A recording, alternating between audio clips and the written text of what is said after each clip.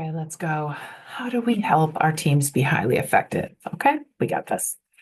So I'm Dr. Mary Runsell. I'd love to share strategies and insights to help us build our teams. Okay, here are my disclosures. Okay, this is for a medical audience, but anyone else is welcome. But in medical school, we really didn't learn much about building highly effective teams or the science of team building. So that's why we're here together. So today we're going to go through how do we build security in our team so they can thrive? How do we learn how to relate to each other in a team? How do we even summarize the necessary ingredients to build a team? How do we formulate, new tools to feel creative and to get over the barriers that we typically see within a team? And how do we address those foundational needs so that we stay well, so we can be active as team members and team leads? Okay, we'll start with this. So in the medical literature, we are seeing a lot of burnout. So when we are, surveying folks and things, we are seeing high levels of burnout, generally over 50% or close to 50%. So this image here is showing, is from an article by Dr. Arnsten and Schoenfeld. Just imagining what the brain looks like when it's stressed on the right or when it's green and all lit up and flourishing on the left. And what the difference is, in functional activity in the clinics, as a team member, as a team lead, when you work in healthcare, when you're burned out compared to when you're relaxed and thriving and fulfilled.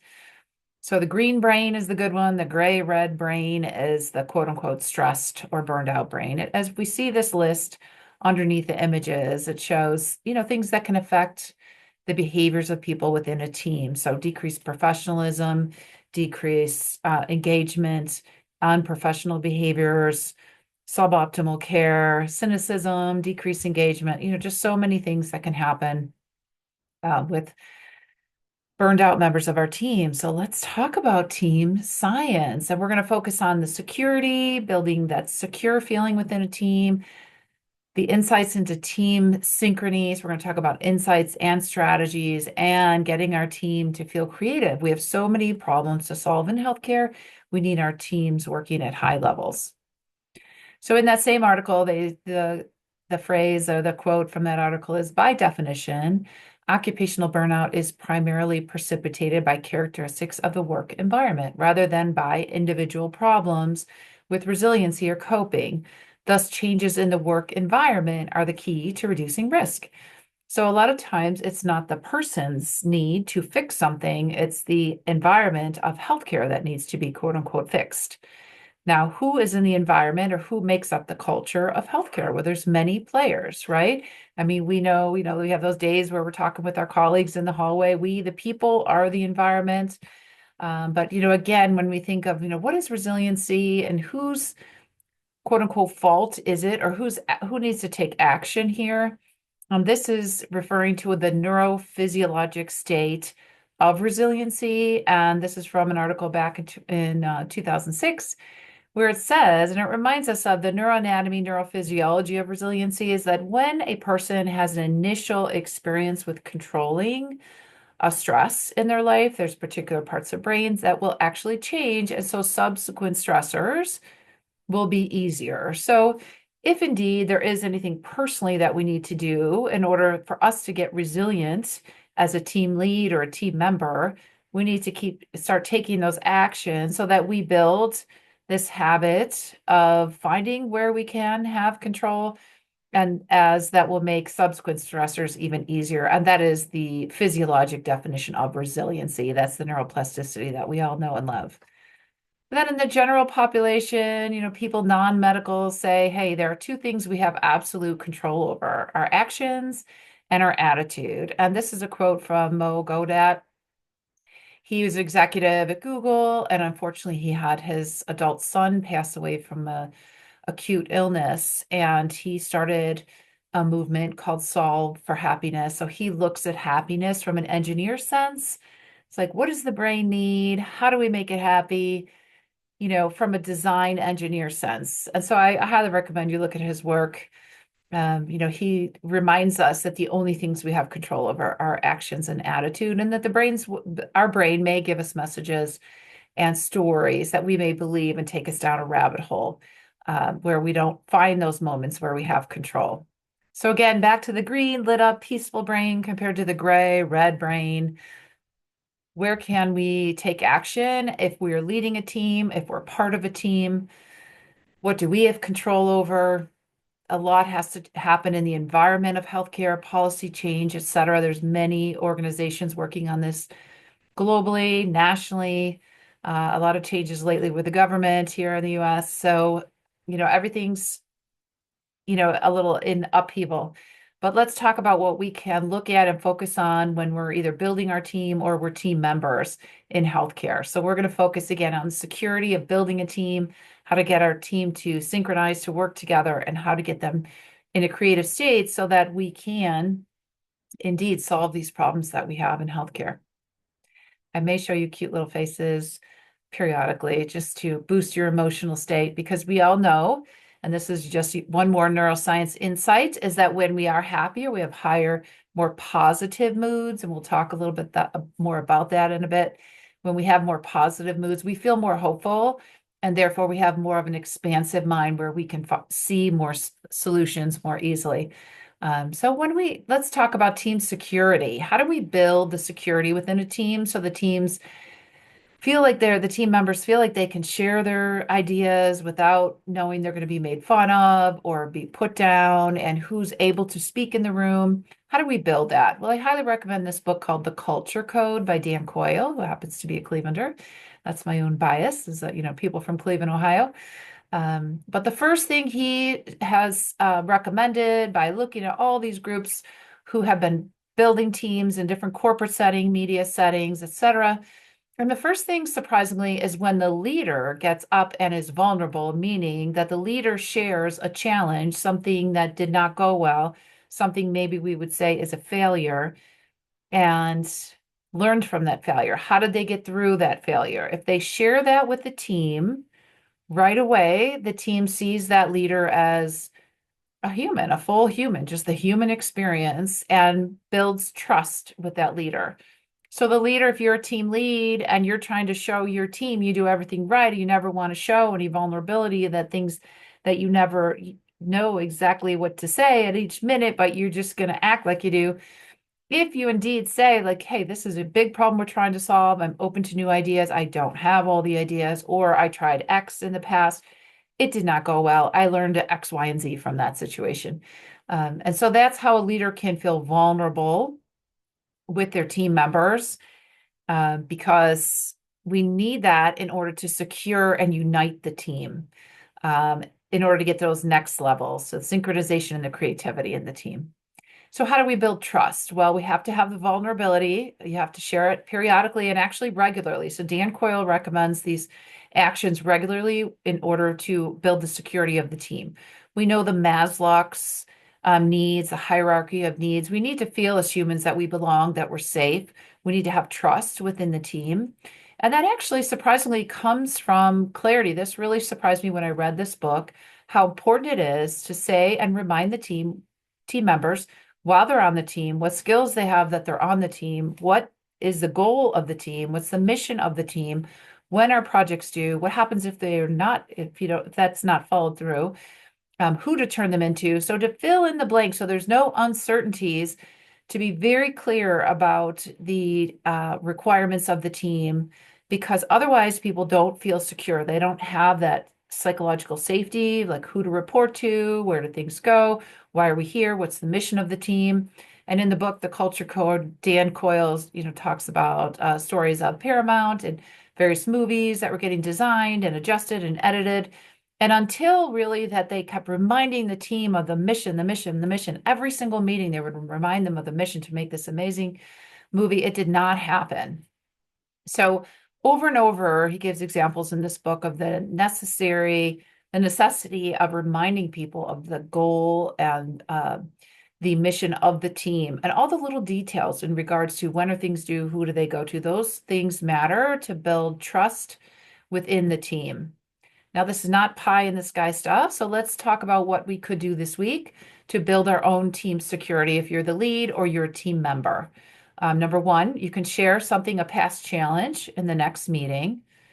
You can also think, like, how is kindness brought into the meeting, because another thing that can build trust within the team is kindness, that we respect each other, that we hear each other, that we actively listen to each other. And then again, how are we going to clarify the mission, the roles, the responsibility of the team? And when will that happen? We do at the beginning of the meeting, the end of the meeting, every single meeting, not during a meeting. How can we creatively keep checking the boxes to build that security of the team?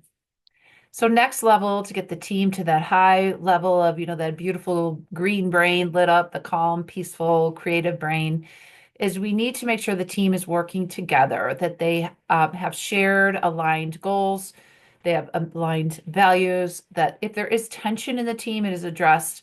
And then again, the mission is reinforced regularly. Just like this image of these beautiful musicians that have a common mission. I mean, none of them, are there in shorts and a t-shirt. Nobody forgot, what they're supposed to wear, what their goal is. Everybody, I would assume there'd be tension if they didn't practice. They didn't come ready and prepared for the mission of that team. They all know why they're there. They look very peaceful. They know exactly what their goal and what their role is on that team. We want to get our teams working together at that level because we want to meet the need of neurosynchronization, that we all feel we understand why we're there and that we can synchronize on the values of the team. What is important to this team? And if there's a tension that somebody is thinking they're what there's called a bad apple, like somebody already throwing bad ideas or always putting down somebody in a meeting, that the bad apples need to be picked out, says Dan Coyle. And also, again, we're saying this multiple times, but just remind them of the mission because it will synchronize the goals of the team. There's a wonderful book called Positivity by Dr. Barbara Fredrickson, a researcher in professional development.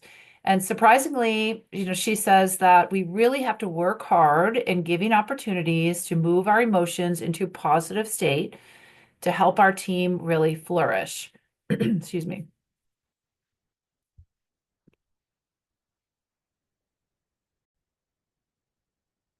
Okay, back to these positive emotions. So her literature, her research has showed us that, each day we have a range of emotions. And this image here shows us on the top is negative emotions, on the bottom are positive emotions. And we go back and forth being positive, negative emotions. Generally, in a stable world, we go one to one. So we have some negative emotions, we have some positive emotions, and we tend to balance one to one. But in her research, she showed that if people felt like, I had a good day, I'm able to do a lot of things here, I'm able to focus, I'm able to build my business or build my professional development or help my team, that was called flourishing. And the people that were able to flourish, they had a 3-to-1 positive emotional balance to negative emotional balance. And then she gives suggestions about how to get there, how to move into more positive emotions. So what she means by positive emotions is not just like, all smiling, giggly all the time. It is emotions like hope and awe and pride. So we want to try to bring these emotions into our team meetings. We want to share what we're proud about, what's happening on the team. We want to have interest, just simply interest. Now, none of this says you have to have all the answers, that you can't be upset by something. Again, we're going to have a range of emotions, but her literature suggests we want to push our balance into 3-to-1 positive to negative emotions. Gratitude is an easy way. Who on the team are we grateful for during this meeting? What do we have joy for? Do we do any kind of fun events within the team? So just a few, again, boots on the ground, some strategies, we went over some insights. Now we'll go to strategies of how to build that synchrony of the team. Well, the leader's emotional state is contagious to the team members. So we want to make sure, if you are the team leader and any team member as well, 5 minutes before you walk into the meeting, you're thinking, how can I support those that are in the meeting? You want to relax your physical self. You want to relax your face, your jaw, your shoulders before you walk in. Take 5 deep breaths before you walk into a meeting. Just physiologically get into a more relaxed state.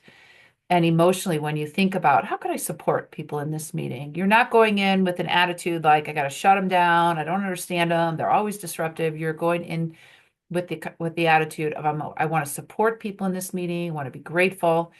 Because again, if we shift our emotional balance to more positive, again, not happy-go-lucky, but more hopeful, pride, gratitude, we will be able to have a more expansive mindset, meaning solution oriented. Okay, with the team, we can get to know our team a little bit better and have some fun.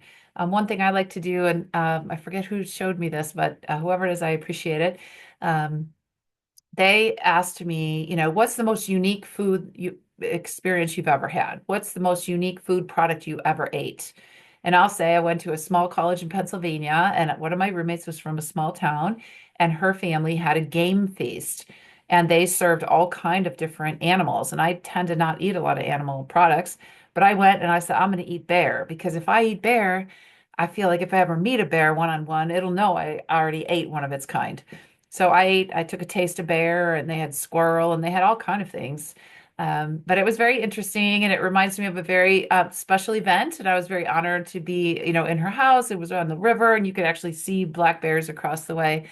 Um, so you could do that with a team. I do that with sometimes my resident team to get to know them. It doesn't take long, but a lot of times it brings up various cultures, some special holidays, a special trip. So you get to know people a little bit better. And we also want to think of the bad apple exercise. So you as a leader, if you're the leader, you want to think of who is always throwing a curveball every time someone gives a good idea. You want to try to make sure you're quieting down or taking the power away from the quote unquote bad apple in the room. And then you may want to do a positive emotion check-in. Who's feeling hopeful about something this week? Who's grateful for something this week? Who had a, fun time this weekend? Just again, to infuse the room with some of these positive emotions. And how do we get our groups, our teams into the creative state? Well, surprisingly enough, we have a lot of hard work to do in teams. There's many problems to be solved. There's many challenges in healthcare, but taking some time to have some fun events, just like we said, just sharing that, unusual food product you ate. I remember one time somebody said they ate peacock. I was like, so it depends where people have been, their cultures, et cetera, some various food, and it means something to them. It was fun just to hear, and then we'd ask like, describe the scene, or if it was a certain holiday or culture, like what is it like? What do people wear? What are they celebrating? So we learn a lot and we have some fun with that. And we want to be careful that we're limiting our distractions of our team. Our team has a mission. That is what our team is focused on.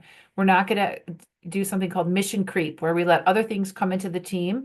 We need to put blinders on it and get the work of the team done. So we want to make sure we're not letting a lot of distractions come into the room. And maybe you set the tone in the meeting. Like we're not going to have laptops open and everybody on their phones. We want everybody to focus and we can cut the time of the meeting by 20 minutes or something. We want to honor the need for just professional sustainability, for well-being for our team members, and model that to give them time for water, time for nutrition, time to connect with others, time to rest. So some things do, we don't want them to work all night. We want them to be able to rest because we know their work will not be good if they're just up all night. Again, I'll show you cute little pictures. And if, another reminder that the leader's state of mind, their emotional state, will determine their ability to lead the team. And this is a wonderful book called The Mind of the Leader. I highly recommend it. But the leader's state, emotional state, and we talked about that positive, negative state will influence what the team is able to do. Just like this image of all these bells, and they're connected. We're all connected. We don't live in isolation. So one person's emotion will be contagious to the other. So just building up some tools and strategies. This book is wonderful at giving some leaders some ideas of how to keep an open mind and expansive mind during the meetings when you're leading your teams.